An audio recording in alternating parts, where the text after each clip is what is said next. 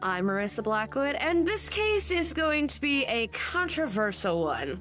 If you've seen Netflix's Mindhunter, then you may have heard of this case. For today, dear friends, we'll be discussing the Atlanta child murders and the man believed to be responsible, Wayne Bertram Williams. Listener's discretion is advised. If you're a fan of horror movies or true crime, or perhaps both like myself, don't forget to like and subscribe. Also, don't forget to check us out on YouTube at All Things Murder. New episodes on Thursdays. From 1979 to 1981, there were about 29 murders in the Atlanta area that all appear to be linked. Most of the victims were young boys, and all of them were African American. The majority were young, and some weren't even children. The community thus dubbed the killing spree the Atlanta child murders.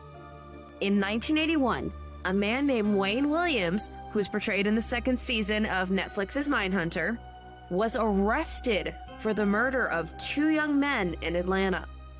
But many soon believed that his trail of death may have been far more gruesome and that he was the man behind the Atlanta child murders. While his eventual arrest and conviction for the 2 murders coincided with the end of the reign of terror over Atlanta, there has been many speculation persisting as to whether Wayne Williams was actually guilty of the murders, or was he just merely a convenient police scapegoat? Now, I've read up on this. There's a lot of debate on this, so just wait. Wayne Williams was born on May 29th, 1958 in Atlanta. He was the only child to 2 school teachers. He graduated from Douglas High School and was really interested in radio and journalism. By the age of 23, he was just jumping from one thing to the next, going from working at a radio to a record producer to talent scouting. We've all been there. We're trying to find what the hell we all like to do and how we can make money off of it, trying to find our way. We've all been there. Try to find your way, Wayne. Eventually, he also began dabbling in freelance photography. Now, despite his hefty career choices, like I want to go from here, and no, I'll be this, his work unfortunately never took off. His dream cost his parents a ton of money, and they ended up filing for bankruptcy. A longtime neighbor of the Williamses later told FBI agents that kids in the neighborhood thought Wayne was a policeman because he spoke and acted like one. He would even carry a badge around him. Like, so far, dude, this is a big red flag. Not looking good. Quote, many of them thought he started acting crazy 2 to 3 years ago. He would approach kids in official-looking vehicles, telling them to get off the street or he would lock them up. On May 22nd of 1981, things took a turn for the worst. Oh yeah. Around 3 a.m. that day, police officers were patrolling a bridge over the Chattahoochee River and stopped Wayne while he was driving his car. When they stopped and questioned, hey, what's going on? What are you doing here? He told police that he was on his way to check on an address in another town ahead of them, and then he gave them a phone number and then a name, Cheryl Johnson.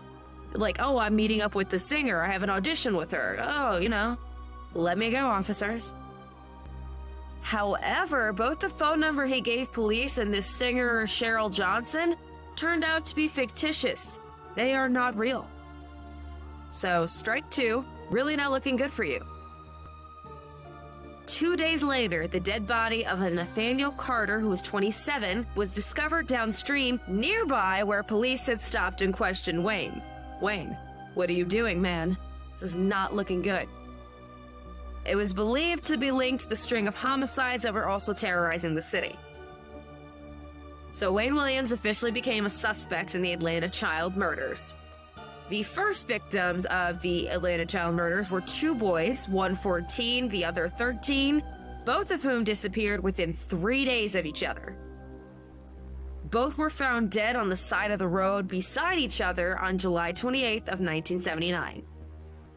One was shot and the other one was murdered by asphyxiation. And unfortunately from there, the bodies just continued to pile up. By March 1980, the death toll had reached at least 6. Frustratingly, every lead the Atlanta child murder case turned up nothing. Like, authorities found nada. No suspects, no evidence, nothing. Before long, they were like, all right, guys, gotta call the FBI. Gotta call the big guns. A famed FBI profiler, John Douglas, weighed in on a potential killer profile of the Atlanta murders culprit. He had devoted much of his work to interviewing serial killers and assassins, as a profiler does, which would go on to include James Earl Ray, David Berkowitz, also known as the Son of Sam, and Richard Speck. Dude, being a profiler, I know most people are like, that sounds so scary. I'm intrigued by it. If you don't already know, I love Criminal Minds. And I feel like I could be a profiler if I applied myself. I really could. So it was no surprise to Douglas that he had a hunch about this particular case. Douglas was the inspiration for the main character on Mindhunter, and he believed that the murderer was someone African American and could not be white. He theorized that in order to have access to African American children, the Atlanta killer would need access to the black community without arousing suspicion. Different times then, as we know. Different times. So if a black community saw a white guy, they'd be like, well, yeah, we saw a white guy. It was definitely a white guy. And they'd be like, yeah, that's the killer. But not this time. Not this time. By late May of 1981, many of the dead bodies linked to the case have been recovered within the same geographic perimeters. So majority of them have been pulled out the Chattahoochee River, so the investigators started staking out all of its bridges, which is leading us back to Wayne, because police thought that Wayne had killed Carter and that his body was the source of the sound they heard as his car crossed the bridge. Because they went over there to dump something and they're like, something fell in the water, and they're like, oh snap, was that a body? The body of a 21-year-old Jimmy Ray Payne was also found nearby, allowing cops to build their case. It wasn't until June 21st, about a month later, after the discovery of the bodies, that the police were able to arrest Wayne Williams. He was cuffed after it was found that his alibis were very weak, and he also failed a polygraph test. So my dude, it is so not looking good for you. Police had also collected fibers from his car and his family dogs. They were the same fibers that were found on both Carter and Payne's bodies. In addition to the mounting evidence, the FBI profiler John Douglas detected a convincing motive for Wayne. He's gonna reveal his MO. He's gonna reveal the profile. Douglas pointed that Wayne's many failures in life and theorized that he may have felt like he was losing control. So, in a sense, the murders could have hypothetically given him back a sense of control. His trial began on January 6th of 1982 in Fulton County. During this 2-month trial, prosecutors matched to a number of victims 19 sources of fiber from Wayne's house and car, his bedspread, bathroom gloves, clothes, carpet, dog, and an unusual carpet fiber. Other evidence included witness testimony that placed Wayne with several of the victims while they were alive, and inconsistencies in his accounts of his whereabouts. Because remember, he did not have a good alibi, which is not making this look good for him at all. Wayne Williams took the stand in his own defense, but alienated the jury by becoming angry and combative. Rule number 1, ladies and gentlemen, don't piss off the jury. They're the ones deciding your fate. So if you go over there and get them attitude, they're like, yeah, send that guy to jail or death row. Like, yeah, screw that guy. After about 12 hours of deliberation, the jury found him guilty on February 27th of the murders of Carter and Payne. He was sentenced to life imprisonment. After Wayne Williams became a suspect, the killings suddenly stopped. Wayne Williams was never convicted for the rest of the murders in the Atlanta child murders case, but local police allege that he was responsible for them. Wayne B. Williams has consistently maintained his innocence ever since he was put in jail decades ago. In one 1991 interview, he said that he accepts his fate and that God has a plan for him. Now here's where it gets a little interesting. There are some Atlanta residents, including relatives of the Atlanta child murders victims, who believe that Wayne did not commit the crime. So they're like, no, he didn't do it. Filmmakers Payne Lindsay and Donald Albright compiled research and interviews to find out whether Wayne Williams was the Atlanta child serial killer. They're like, did he do it or not? Like, let's just clear this up. This project was part of a 10-episode podcast titled Atlanta Monster, which digs into the nearly 40-year-old case. Quote, "The families of the victims are the ones saying they don't think he did it. They don't feel like their child was ever actually given justice," Albright said. There was also a bombshell report by Spin Magazine which revealed that the Georgia Bureau of Investigation, the GBI, had suppressed evidence that may have implicated a member of the Ku Klux Klan, the KKK, in the murders. But in an effort to prevent racial strife, the GBI kept this information to themselves. They're like, no, we probably should tell people, but we're not gonna tell people. Wayne's lawyers have referred to his arrest as a scapegoat. Investigators had found their assumed black murderer and were only able to cleanly close a political rifle case. But the Atlanta murder mystery was so much more complicated.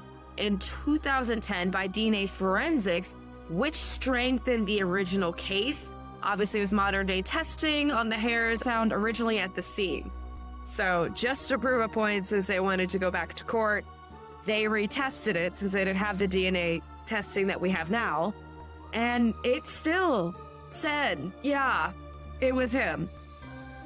Officials involved in the original investigation maintained their case and said, yep, William did it, and he is responsible for the murders. Meanwhile, Wayne Williams bides his time in prison. He has repeatedly been denied parole, even as a fresh investigation into the murders was opened again by Atlanta Mayor Keisha Lance Bottoms in 2019. So in 2019, 9 years later, they're like, okay, let's test it again just in case. On August 19th of 2019, an Atlanta man, Derwin Davis, came out claiming that Williams had attempted to abduct him in 1979.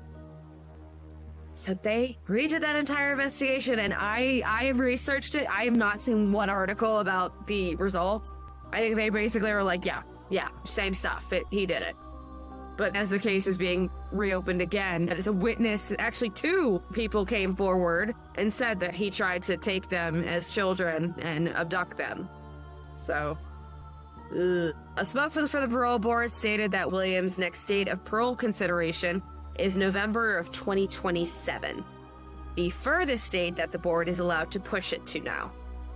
My opinions. I mean, just saying, DNA doesn't lie. Would I like it to have not been him? Absolutely.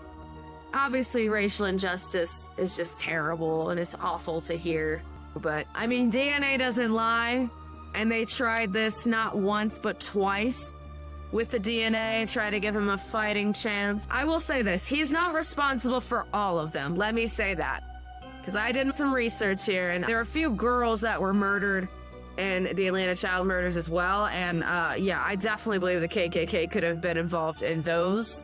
For sure. Absolutely, that could have happened. Unfortunate. And that, my friends, is the true story of Wayne Williams, the man responsible for the Atlanta child murders. Rest in peace to all of the victims. Thank you all so much for joining me. I'm Marisa Blackwood, and don't forget to tune in next week for a new All Things Murder, if you dare.